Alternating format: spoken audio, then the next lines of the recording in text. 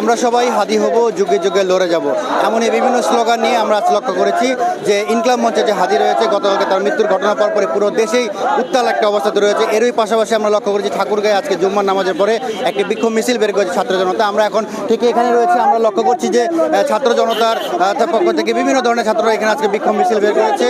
শহরে আটগাড়ি এলাকা থেকে একটি বিক্ষোভ মিছিল বের হয় এবং এই মিছিলটি বিভিন্ন স্লোগান দিতে দিতে আমরা এখন লক্ষ্য করছি চৌরাস্তায় অবস্থান নিয়েছে এবং এখানে তারা বিভিন্ন ধরনের স্লোগান দিচ্ছে, যেমন আমরা সবাই হাদি হব, যুগে যুগে লড়ে যাবো সহ বিভিন্ন ধরনের স্লোগান তারা এখানে দিচ্ছেন। এবং আমরা লক্ষ্য করেছি যে এই গতকালকে আমরা যতটুকু জানতে পেরেছি গতকালকে ইনকলাব মঞ্চের যে মুখপাত্র রয়েছে হাদি, তিনি কিন্তু ইন্তেকাল করেছেন এবং এই মারা যাওয়ার পরেই কিন্তু এখানে আমরা লক্ষ্য করেছি যে সারা দেশের পাশাপাশি ঠাকুরগাঁয়ে ছাত্র জনতা আছে তারা কিন্তু এখানে বিক্ষোভ করছেন।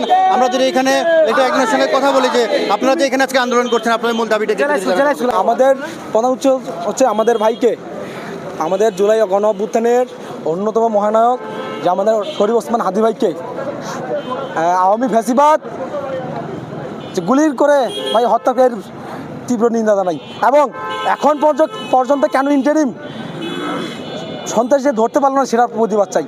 এবং কি স্বরাষ্ট্র উপদেষ্টা, আইন উপদেষ্টা এবং প্রধান নির্বাচন কমিশনের সে অযৌক্তিক মন্তব্যকে আমরা নিন্দা জানাই এবং অনতিবিলম্বে তাদের পদত্যাগ আমরা চাই। যতক্ষণ না তাদের পদত্যাগ হবে ততক্ষণ আমরা আজাদির লড়াই চালিয়ে যাব।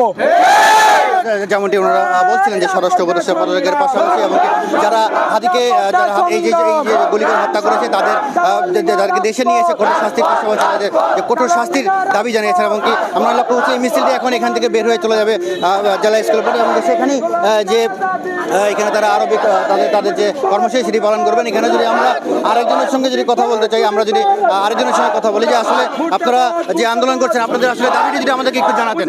যে আমাদের প্রত্যাশা, আমাদের দাবি একটাই যে হাদি ভাইকে নির্মমভাবে হত্যা করা হয়েছে। ইতিহাস আজকে কলঙ্কিত। আজকে নিজেকে খুব অপরাধী মনে হচ্ছে যে আমরা বাংলাদেশের জনগণ আজকে আমরা অন্তর্বর্তী সরকার ব্যর্থ হয়েছে মর্মে আজ এই অবস্থা।